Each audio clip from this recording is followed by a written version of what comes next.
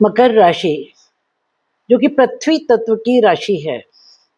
ये लोग rough and tough, silent, बहुत हार्ड वर्किंग, अननेसेसरी कोई शो ऑफ नहीं, अपनी प्रेजेंस तक किसी को बताते नहीं हैं जब तक आप खुद इनकी प्रेजेंस नोटिस ना कर लें। सिर्फ इतना ही नहीं, मजदूरी मानसिक हो, शारीरिक हो, इमोशनल हो, ये करते रहेंगे करते रहेंगे करते रहेंगे। और सबसे बड़ी बात, कभी कंप्लेन नहीं, दूर दूर तक कंप्लेन नहीं, चुपचाप काम करके कभी उसका शो ऑफ नहीं करेंगे, कभी उसका एहसान नहीं दिखाएंगे। और अगर मैं कहूँ कि अपने आप को कठिन से कठिन परिस्थितियों के अनुसार ढाल लेने की जो क्षमता इनमें है वो किसी में भी नहीं, तो ऐसा कहना गलत नहीं होगा। नमस्कार, स्वागत है आपका दीपा ज्योतिष में और स्वागत है मेरे चैनल 21st सेंचुरी मॉम में। आज बात करेंगे कैसा रहेगा जून का महीना मकर राशि के जातकों के लिए। अगर आप मेरे चैनल पर नए हैं तो इसको सब्सक्राइब कर दीजिए, वीडियो पसंद आएगा तो लाइक और शेयर कर दीजिएगा, घंटी वाला बटन ज़रूर दबा दीजिएगा ताकि मेरे सारे वीडियोस लगातार आपको मिलते रहें। आप नाम पूछते हैं, मैं हूं दीपा गौड़। शुरू करते हैं प्रथम भाव से। पहला घर लग्न। लग्न का मतलब हमारा शरीर। मुझे कल परसों किसी ने लिखा कि अरे आपने अपने पिताजी से ज्योतिष सीखी, कैसी ज्योतिष सीखी है, लग्न का मतलब शरीर होता है क्या? तो आप जो भी बंधु हैं, मेरा शाश्वत प्रणाम है आपको। और लग्न का अर्थ क्या है ये किताबी ज्ञान से हम नहीं सीख सकते हैं। लग्न ही सार है कुंडली का। लग्न का मतलब है टोटलिटी। लग्न का मतलब सिर्फ शरीर नहीं, लग्न का मतलब है सब कुछ। हमारी टोटल ऑरा, हमारी पर्सनालिटी, हमारे आचार विचार, हमारा सोचने का तरीका, हमारा काम करने का तरीका, हम अंदर से देखने में जैसे हैं, हम बाहर से देखने में जैसे हैं, हम टोटली कैसे इंसान हैं, वो है लग्न। शब्दों पर मत जाइए। एनीवे, पहले मैंने सोचा था जवाब नहीं दूंगी, पर मुझे लगा जवाब देना जरूरी है क्योंकि आपने मुझे नहीं, मेरे पिता के ज्ञान को चैलेंज किया। वो तो बहुत ज्ञानी थे, मैं तो कुछ भी नहीं हूं उनके सामने। मेरे पिता ही मेरे गुरु थे और उन्हीं से मैंने ज्योतिष सीखा है। आपने ऐसी बात कही है तो आपको बतला दूंगी, 10 साल की उम्र तक, जब मैं 10 साल की हुई तब तक मुझे पाराशर उन्होंने श्लोक गा गा कर कंठस्थ करा दिए थे। जो कुछ भी ज्योतिष में है मैंने कोशिश की है सब कुछ पढ़ने की, लेकिन मैं ऐसा नहीं कहती हूँ मैं पूर्ण ज्ञाता हूँ, वो मैं कभी कहूंगी भी नहीं, क्योंकि ज्योतिष में पूर्ण ज्ञाता कोई नहीं हो सकता है। तो लग्न के लिए आपने कहा, तो लग्न का मतलब है सब कुछ, total personality of a human being, that is लग्न। आपका मतलब शायद ये रहा होगा कि प्रथम भाव तो सिर्फ सिर है, दूसरा भाव चेहरा है, तीसरा भाव हाथ है, चौथा भाव हृदय है। वो मुझे पता है। मेरा उद्देश्य ज्योतिष को बहुत सरल बहुत सरल बहुत सरल भाषा में हर घर तक पहुंचाना है। इसीलिए मैं कभी मंत्रों का उच्चारण नहीं करती, अपने ज्ञान का प्रदर्शन नहीं करती। थोड़ी यहाँ चोट लगी तो जवाब दिया। बात करते हैं पहले घर से। तो पहले घर का स्वामी शनि तीसरे घर में बैठा हुआ है, मीन राशि में। अंतिम ग्रह अंतिम राशि में और अंतिम नक्षत्र में, रेवती में। जैसे कि मैंने कहा, लग्न हम खुद हैं, है ना। जो कुंडली के 12 घर हैं, हर घर हमें और हमारी एक रिलेशनशिप को, हमारे जीवन के किसी अभिन्न अंग को प्रदर्शित करता है। तो पहला घर तो क्योंकि हम खुद है, तो हमसे रिलेटेड जो चीजें होंगी उनमें किसी चीज में पूर्णता, कंप्लीशन, समापन होगा, क्योंकि हमारे लग्न का स्वामी यानी शनि अंतिम राशि यानी मीन और अंतिम नक्षत्र यानी रेवती में है। किसी चीज का समापन, कोई ऐसा काम जिसमें आप बरसों से लगे हुए थे, कोई ऐसी इच्छा जिसे आप बरसों से लेकर के बैठे हुए थे, उसका समापन। और एक चीज और अच्छी है कि समापन शुभ होगा, क्योंकि रेवती शुभ समापन को दिखाता है। साथ ही साथ इंटरनेशनल वर्ल्ड में जो कुछ चल रहा है वो बताने की ज़रूरत नहीं है। मैं कभी पॉलिटिक्स पर कमेंट नहीं करती हूँ, कभी मैं वॉर्स पर कमेंट नहीं करती हूँ, पर आज कह रही हूँ कि अंत एक युग का, अंत कुछ सत्ताओं का, अंत कुछ ताकतों का, अंत कुछ सिस्टम्स का होकर रहेगा। अक्टूबर तक लगभग यहाँ रहेंगे रेवती में शनि, और जब तक यहाँ रहेंगे तब तक कुछ चीज़ों का अंत हो ही जाएगा। आपके जीवन की अगर बात कहूँ तो क्योंकि रेवती एक सेलिब्रेशन को दिखाता है, तो देखिए मैं ऐसा मानती हूँ कि वो संसार की कोई भी सत्ता हो, अगर वो क्रूर है, निर्मम है, लोगों के साथ बुरा कर रही है, तो उसका अंत कोई बुरी चीज़ नहीं है। तो आपके जीवन में भी कुछ ऐसी चीज़ों का अंत होगा जिनसे आप परेशान थे, दुखी थे, और क्योंकि रेवती सेलिब्रेशन को दिखाता है तो उसके बाद आप सेलिब्रेट करेंगे। 2 शुभ ग्रहों की दृष्टि लग्न पर। मैं लग्न को फिर से डिस्क्राइब करती हूँ, लग्न में ही मन है यानी चंद्रमा, लग्न में ही सूर्य है यानी आत्मा, लग्न में ही मंगल है यानी ब्लड, हमारी धमनियों में बहने वाला रक्त, है ना? तो लग्न में ही सब कुछ है। उस लग्न को जिसके अंदर मन है, आत्मा है, रक्त है, हाथ पैर हैं, उस लग्न को, उस शरीर को जब बृहस्पति और शुक्र 2 शुभ ग्रह एक साथ देखेंगे तो ये एक बहुत बहुत बहुत अच्छी स्थिति है। मेरे पिताजी ने सिखाया मुझे कि वैदिक एस्ट्रोलॉजी में किसी घर में किसी ग्रह का बैठना जितना इम्पोर्टेंट है, उससे 100 गुना इम्पोर्टेंट दृष्टियां हैं। दोनों शुभ ग्रहों की पूर्ण दृष्टि जब लग्न पर यानी आप पर होगी तो जीवन में शुभता, सुखद समाचार, संतान के जीवन में कुछ बहुत अच्छा, आपके वैवाहिक जीवन में कुछ बहुत अच्छा, धन और संपदा की प्राप्ति, वैभव की प्राप्ति, सौंदर्य की प्राप्ति, सुख की प्राप्ति को ये दिखाता है। सिर्फ इतना ही नहीं, बृहस्पति और शुक्र जब इकट्ठे किसी घर में बैठते हैं या किसी घर पर दृष्टि डालते हैं तो किसी नवागंतुक को दिखाते हैं, किसी नए का आगमन परिवार में, किसी का जन्म या किसी का विवाह, एक एडिशन को भी दिखाते हैं। बात करें दूसरे घर की तो राहु शतभिषा में, अपनी ही राशि में कुंभ में, कुंभ का स्वामित्व शनि के साथ साथ राहु के पास भी है।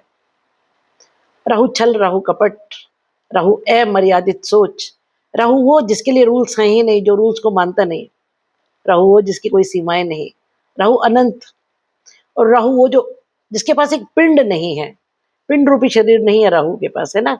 आप देख नहीं सकते, बाकी सारे ग्रहों को आप पिंड रूप में आकाश में देख सकते हैं, एक बॉल की शेप में देख सकते हैं, लेकिन राहु और केतु दोनों इनविजिबल है, नोड्स है, तो जो दिखता नहीं है लेकिन प्रभाव इतना कि पूछिए मत। दूसरे घर का राहु, शॉर्टकट से धन, परिवार में षड्यंत्र, वाणी में diplomacy, I am sorry, I am being very brutally honest, वाणी में डिप्लोमेसी, खान पान में हर प्रकार का खान पान विदाउट लिमिट्स, ये दिखाता है। लेकिन एक अच्छी बात यह है कि राहु शतभिषा में है। मेरे पिताजी कहते थे कि जो ग्रह जिस नक्षत्र में बैठा होता है उस नक्षत्र के अनुरूप अपना आचार व्यवहार ढाल लेता है। Shatabhisha 100 doctors, healing from 100 doctors, सो वैद्य, जो जीवन के अलग अलग क्षेत्र में अलग अलग प्रकार के दुखों का निवारण करेंगे। आपकी प्रॉब्लम मानसिक हो सकती है, शारीरिक हो सकती है, धन से रिलेटेड हो सकती है, इमोशन से रिलेटेड हो सकती है। तो कुटुंब में क्योंकि राहु छल दिखाता है, तो जो जो घाव आपको मिले थे उनकी हीलिंग, उन पर मरहम राहु लगाएगा। केतु की 7वीं दृष्टि है, केतु जहां बैठेगा वहां भी और जहां दृष्टि डालेगा दोनों जगह उचाट देगा, मन में एक उचाट की भावना परिवार की ओर से बनी रहेगी। बात करें तीसरे घर की तो यहाँ शनि रेवती में, तीसरा घर पराक्रम, हमारे छोटे बहन भाई, हमारा शारीरिक श्रम, हमारी हॉबीज, छोटी यात्राएं, इन सब में शनि मतलब शनै शनै, धीरे धीरे, लेकिन रेवती में है।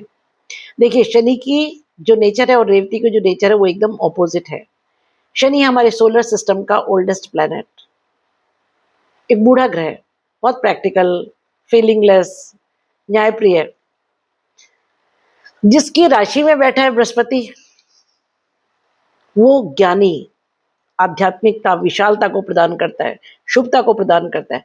और जिसके नक्षत्र में है रेवती में, रेवती किसी कार्य का शुभ समापन, बुध का नक्षत्र है। तो इससे मैं तीसरे भाव की, क्योंकि पूर्ण दृष्टि हमेशा ही तीसरा भाव यानी पराक्रम भाव भाग्य भाव के सामने है, पूर्ण दृष्टि क्योंकि भाग्य पर होगी। तो इसका मतलब ये बहुत समय से जिस कठोर तप, कठोर परिश्रम से आप किसी काम में लगे हुए थे, उसका एक शुभ समापन होगा, जिससे हर्षोल्लास होगा, खुशियां होंगी। रेवती उमंग को, तरंग को, खुशी को, सेलिब्रेशन को दिखाता है। ऊपर से यहाँ बृहस्पति की नवम दृष्टि है, अपनी ही राशि को बृहस्पति देख रहे हैं। मेरे पिताजी कहते थे कि जब कोई ग्रह किसी दूसरी जगह बैठकर अपनी खुद की राशि को या अपने खुद के घर को देखे, तो ऐसा समझो एक बच्चा विदेश पैसा कमाने गया, उसने $100 कमाए, 10 अपने पास रखे, 90 अपने घर भेज दिए। मतलब जहां दृष्टि है, बृहस्पति की नवम दृष्टि अमृत दृष्टि है। तीसरा घर पराक्रम है, मेहनत है। मेहनत का फल 100 गुना बृहस्पति आपको दिलवाएंगे तब जब बृहस्पति पुनर्वसु में है, एक बहुत शुभ नक्षत्र में है। बात करें चौथे घर की, तो मंगल चौथे घर में कारक होता है, अपनी ही राशि में बैठा हुआ है, बहुत प्रबल स्थिति में है, सुदृढ़ अवस्था में है, स्वराशि 20 जून तक। और केतु की यहाँ नवम दृष्टि है। देखिए केतु सेपरेशन है, ये बात सच है, लेकिन कुजवत केतु, केतु की प्रवृत्ति मंगल जैसी ही है, तो मंगल की एनर्जी को एम्पलीफाई करेगा। इसीलिए जगह जगह अग्निकांड आप सुन रहे हैं। 20 जून तक ये सब होते रहेंगे, ईश्वर ना करे ऐसा हो, लेकिन ये ऐसा बताता है कि 20 जून तक ऐसे कुछ और अग्निकांड होने की संभावना है। चौथा घर माता, मातृभूमि, भूमि, भवन, वाहन, पब्लिक और पब्लिक डीलिंग। मंगल यहाँ कारक है। भूमि से रिलेटेड कामों में, भवन से रिलेटेड कामों में, वाहन से रिलेटेड कामों में, पेट्रोलियम से रिलेटेड कामों में, जमीन के लेबेज से रिलेटेड कामों में बहुत बहुत बहुत अच्छा समय है। लेकिन मंगल अग्नि है, केतु एम्पलीफायर है, और चौथा घर काल पुरुष का हृदय है। हृदय में अग्नि अच्छी चीज नहीं है। आप लोग बोलते हैं मैडम आप नेगेटिव नहीं बोलती, बोलती हूँ, ऐसा नहीं है। मैं बहुत डराती नहीं हूँ, आप मर जाने वाले हैं, ब्रह्मांड खत्म हो जाएगा, आग लग जाएगी, ये हो जाएगा, वो हो जाएगा, ऐसा कुछ होता भी नहीं है। ग्रह कभी कुछ शुभ, कभी कुछ अशुभ फल देते हैं। एस्ट्रोलॉजी डराने के लिए तो बिल्कुल भी नहीं है। एस्ट्रोलॉजी एक रेमेडियल साइंस है। आपको समय से पहले सूचना दी जाए कि भाई देखो इस पर्टिकुलर जगह पर थोड़ा सा आप प्रिकॉशन लीजिए ताकि ये नुकसान ना हो। तो चौथा घर क्योंकि काल पुरुष का हृदय स्थान है, आपकी माता जी हैं, आपका भी ये नन्हा सा हृदय है, मंगल अग्नि है, मंगल ब्लड प्रेशर का भी कारक है, क्योंकि हमारी धमनियों में जो बहने वाला रक्त है वो मंगल ही है। तो थोड़ा सा हाई बीपी का ख्याल रखें, माता जी से ऊंची आवाज में बात ना करें। दूसरी बात, पब्लिक डीलिंग में बहुत सावधान रहें, सोच समझ करके बोले। कुछ जन आक्रोश, पब्लिक में एजिटेशन, कुछ क्रांतियां होने की इन जनरल संभावना है। बात करें पांचवें घर की, तो वृष राशि यहां पर है, जिसका स्वामी शुक्र 1 से 8 जून सूर्य और बुध के साथ छठे घर में है, बाद में बृहस्पति के साथ कर्क राशि में है। दोनों ही जगह अच्छी स्थिति में है। पांचवा घर विद्या, बुद्धि, संतान, हमारे प्रेम प्रसंग और जीवन का पूर्ण उत्थान है। यहाँ सूर्य 15 जून तक रहेंगे और मंगल 20 जून से आ जाएंगे। शुक्र के घर में सूर्य, नॉट अ गुड थिंग। कारण शुक्र प्रेम है, शुक्र एक सौम्य ग्रह है, एक सॉफ्ट ग्रह है ना। शुक्र सौंदर्य है, कला है, प्रेम है, वैभव है। और सूर्य अहंकार, सूर्य राजा, सूर्य तेज, सूर्य प्रताप, सूर्य बड़ी भट्टी। शुक्र को वो नहीं चाहिए। तो शुक्र के घर में जब सूर्य आएगा या सूर्य के घर में जब शुक्र जाएगा, तो प्रेम में अग्नि, प्रेम संबंधों में अग्नि, है ना। मेरे पिताजी कहते थे कि तुमने अगर सरल भाषा में ज्योतिष को हर घर पहुंचा दिया तो तभी तुम्हें अपनी शिष्य मानूंगा। आज वो स्वर्ग में है, जहां भी ये सुन रहे होंगे। मैं कोशिश करती हूँ सरल से सरल भाषा में ग्रहों की और ग्रहों के संबंधों की व्याख्या करूं आपको। तो सूर्य क्योंकि अग्नि है और शुक्र क्योंकि प्रेम है, तो प्रेम को ठंडक चाहिए, अग्नि नहीं चाहिए। तो थोड़ा सा वैवाहिक संबंधों में, प्रेम संबंधों में संभल कर रहे, थोड़ी सी ईगो क्लैशेस को अवॉइड करें, क्योंकि सूर्य ईगो क्लैशेस देता है। हाँ, यश पद मान प्रतिष्ठा में वृद्धि होगी। पिताजी कहते थे हर ग्रह का कुछ पॉजिटिव और कुछ नेगेटिव एस्पेक्ट्स हैं, दोनों को देखो। संतान की ओर से कुछ जॉब में, उनके एजुकेशन में, उनके वो कुछ ऐसा करेंगे जो आपका नाम, पद, मान, प्रतिष्ठा बढ़ाएगा। वैसे भी सूर्य कारक है यहाँ, 5वें घर कालपुरुष की कुंडली में सिंह राशि का है ना। और जब 20 जून से यहाँ मंगल आ जाएगा, तब भी इस घर को एनर्जाइज करेगा, तो एनर्जी तो होगी, काम बहुत तेजी से आगे बढ़ेंगे। पर शुक्र को तो ना सूर्य चाहिए ना मंगल चाहिए, है ना। तो थोड़ा सा अपने प्रेम प्रसंगों में, संतान के साथ बात करते समय थोड़ा सा नरमी बढ़ते हैं, क्योंकि वाणी ही कामों को बनाती है और वाणी ही कामों को बिगाड़ती है। शनि की वैसे भी यहाँ तीसरी दृष्टि, जो कि क्रूर दृष्टि है। तो जैसा कि मैंने कहा कि वैवाहिक जीवन, प्रेम संबंध, संतान के साथ थोड़ा सा नरमी बरतिएगा। बात करें छठे घर की, तो यहाँ मिथुन राशि में बुध महीने की शुरू से अंत तक है, जो कि एक बहुत अच्छी स्थिति है। बुध एक बालक ग्रह है, बुध बनिया है, बुध ऑडिट है, बुध बैंकिंग है, बुध सॉफ्टवेयर है। जो लोग सॉफ्टवेयर में डील कर रहे हैं, बैंक में डील कर रहे हैं, ऑडिट में डील कर रहे हैं, या वाणी से जो अर्न करते हैं, प्रोफेसर्स हैं, टीचर्स हैं, एस्ट्रोलॉजर्स हैं, लॉयर्स हैं, उनके लिए ये एक अच्छी स्थिति है। और जब सूर्य बुध के साथ आ जाएगा 15 जून से, तो ये बहुत अच्छी स्थिति है। उसके पहले भी जब बुध के साथ शुक्र है, तो लक्ष्मी नारायण योग बनाता है। छठा घर सेवा का घर है, नौकरी का घर है। नौकरी से धन की प्राप्ति, ऋण का घर है ये, ऋण से धन की प्राप्ति, रोग के नाश से धन की प्राप्ति, शत्रुओं पर विजय होकर के खुशी, शुक्र खुशी है, सेलिब्रेशन है। जब सूर्य और बुध यहाँ होंगे, तब एक प्रबल शत्रु हंता योग भी बनेगा, शत्रुओं का नाश। राहु की यहाँ 5वीं दृष्टि, और ये नौकरी का घर है, सेवा का घर है, हमारी दिनचर्या का घर है। कुछ अचानक घटनाएं आपके जॉब में होने की संभावना है, अच्छी बुरी नहीं, क्योंकि राहु शतभिषा में है। जो ग्रह जिस नक्षत्र में बैठा होगा, वैसा ही उसका प्रभाव होगा, उसका इफेक्ट होगा, और वैसी ही उसकी दृष्टि का इफेक्ट होगा। इस समय राहु की दृष्टि शुभ होगी, क्योंकि शतभिषा में बैठ करके देख रहा है। बात करें 7वें घर की, तो यहाँ बृहस्पति उच्च, अतिचारी, मार्गी, उदित, पुनर्वसु में। 7वां घर हमारा वैवाहिक जीवन, 7वां घर हमारा बिजनेस और बिजनेस पार्टनरशिप। 8 जून से लेकर के माह के अंत तक यहाँ शुक्र भी आ जाएंगे। 7वां घर शुक्र का नेचुरल होम है, तुला राशि आती है कालपुरुष की कुंडली में। यहाँ बृहस्पति और शुक्र जब दोनों किसी एक घर में एक साथ आते हैं, तो कहने को तो शत्रु हैं, पर मैं उनको कॉम्पिटिटर्स मानती हूँ। एक हेल्दी कॉम्पिटिशन। जिस घर में दोनों गुरु एक साथ या तो बैठेंगे या दृष्टि डालेंगे, उसको बहुत जबरदस्त उत्थान, प्रोग्रेस, उठान देते हैं। वैवाहिक जीवन में कुछ बहुत अच्छा, अगर कोई प्रॉब्लम्स चल रही थी उनका हल निकलेगा। बिजनेस के लिए ये बहुत अच्छा समय, और बिजनेस पार्टनरशिप के लिए भी बहुत बहुत बहुत अच्छा समय है। जो भी प्रॉब्लम्स चल रही थी, वैवाहिक जीवन से धन संपदा, बिजनेस से धन संपदा, बिजनेस पार्टनरशिप से धन संपदा। और सबसे सुंदर चीज, 8 जून से माह के अंत तक शुक्र की जो दृष्टि प्रथम भाव पर होगी। शुक्र अकेला ऐसा ग्रह है जिसके पास सिर्फ एक दृष्टि है, संजीवनी दृष्टि, मृत संजीवनी, जो मरे हुए को जिंदा कर दे। आपके जीवन में कुछ इच्छाएं जो खत्म हो गई थी, या कुछ एक्सपेक्टेशंस जो आपने रखना ही बंद कर दिया था, वो पूर्ण होंगी इस समय शुक्र की मृत संजीवनी दृष्टि से। बात करें 8वें घर की, तो 8वें घर में सिंह राशि में केतु, ग्रहण दोष, लेकिन केतु मघा में। मघा पितृ कृपा को दिखाता है। 8वां घर हमारे पितृ ही हैं। मेरे पिताजी कहते थे 8वां घर पाताल है, वो जल जो माँ के गर्भ में है, जिसमें 9 महीने बालक रहता है और अवतरण लेता है, अवतरण करता है। पितृ ही तो आते हैं डीएनए से।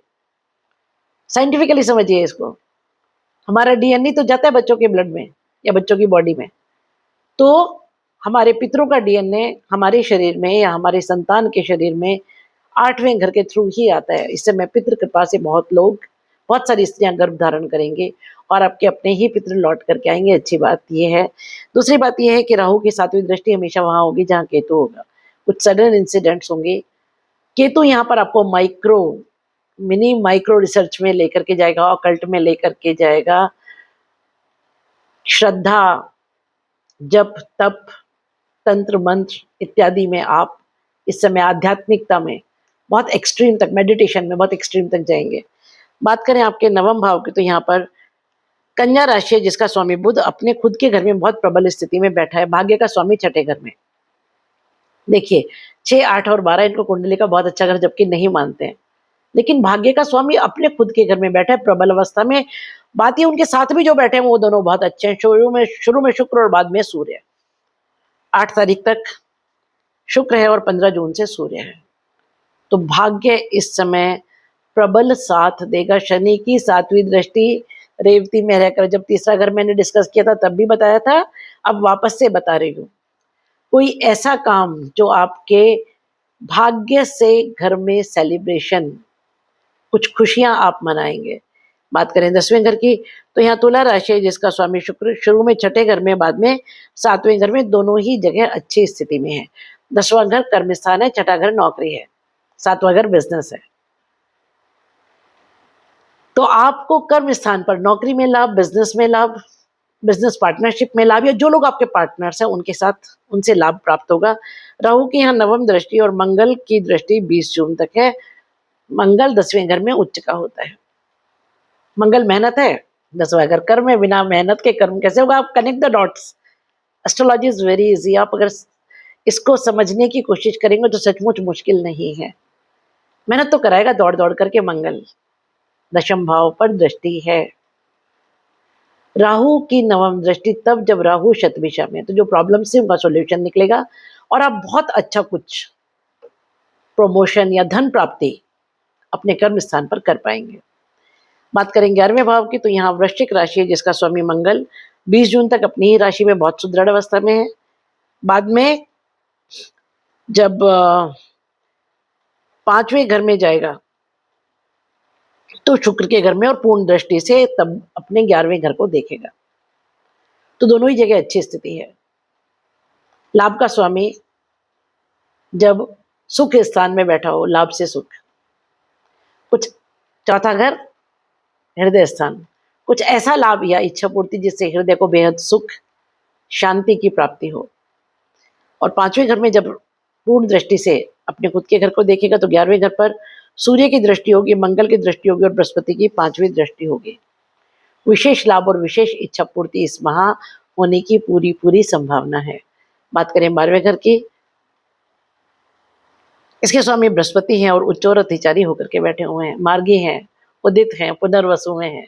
विदेश से लाभ, मल्टीनेशनल कंपनी से लाभ, कोर्ट कचहरी से लाभ। यहाँ केतु की दृष्टि है, शुक्र की दृष्टि है, बुध की दृष्टि है, सूर्य की दृष्टि है और शनि की दृष्टि है।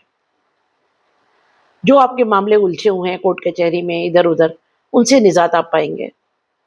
बहुत सारे नए मित्रों से आपका संबंध बनेगा क्योंकि बृहस्पति एक्सपेंशन है ना। और 5वीं दृष्टि से एक्सपेंशन, हाउस ऑफ एक्सपेंशन को देख रहे हैं। वैसे भी 12वां घर एग्जिट है, एक्सपेंशन, जहां से निकल के हम ब्रह्मांड की ओर जाते हैं, वो है 12वां घर। तो आपका सर्कल बढ़ेगा, एक्सपेंड होगा, आपका काम बढ़ेगा, expansion in other states, expansion abroad, क्योंकि 12वां घर विदेश को भी दिखाता है। ये है मेरी प्रेडिक्शंस इस महीने के बारे में। कुछ रेमेडीज मैं आपको बताती हूँ। राहु जब तक दूसरे घर में है, दुर्गा पूजा किसी भी रूप में कीजिए। मंगल के लिए और शनि दोनों के लिए हनुमान चालीसा कीजिए। केले के पेड़ को जल दीजिए। बृहस्पति 7वें घर में है और पूर्ण दृष्टि से आपके घर को देख रहे हैं, फर्स्ट हाउस को, तो आपको उसका बहुत बहुत लाभ मिलेगा। एक छोटी सी रिक्वेस्ट है आपसे, मैं बहुत रिसर्च करके वीडियोस बनाती हूँ। आपको मेरा वीडियो जैसा भी लगा, मैं ऐसा कभी नहीं कहती हूँ कि आप झूठी तारीफ कीजिए, ना ही कभी मैं ऐसा कहती हूँ कि मैं पूर्ण ज्ञाता हूँ। कम से कम मैं पूर्ण ज्ञाता नहीं हूँ। मेरे पिताजी कहते थे, जिस दिन तुमने खुद को पूर्ण ज्ञाता मान लिया उस दिन ज्ञान वापस जाना शुरू हो जाएगा, पहली बात। दूसरी बात, ज्योतिष एक बहुत विशाल समुद्र है। इसको जानने के लिए एक जन्म तो क्या 10 जन्म भी कम है। मैं बचपन से पढ़ती आई हूँ, आज भी पढ़ती हूँ और जितना पढ़ती हूँ उतना ही समझ आता है कि अरे हम ये भी नहीं जानते। तो पूर्ण ज्ञाता तो हम नहीं हैं, हम सिर्फ मैथमेटिशियंस हैं। ऋषियों ने जो फ़ॉर्मूलाज़ दिए उनको सिर्फ आपके हॉरोस्कोप पर लगा कर के देखते हैं और ये जो प्रेडिक्शंस हैं ये लाखों लोगों के लिए हैं, है ना? आपकी जो पर्सनल कुंडली है वो बहुत मैटर करती है। तो जितना जो मैं जान पाई, समझ पाई, वो आप तक पहुँचाने की कोशिश की। मेरे वीडियोज़ आपको कैसे लगे, ये आपके बारे में कितना सही, कितना गलत, एक कमेंट ज़रूर कीजिए। और एक चीज़ और है, अगर आपने अभी तक सब्सक्राइब नहीं किया तो प्लीज़ सब्सक्राइब कीजिए, हमारा मनोबल बढ़ता है इससे। लाइक और शेयर कीजिए। मिलते हैं एक ऐसे ही वीडियो के लिए बहुत जल्दी। तब तक स्टे हैप्पी, स्टे ब्लेस्ड, खुश रहिए, मस्त रहिए।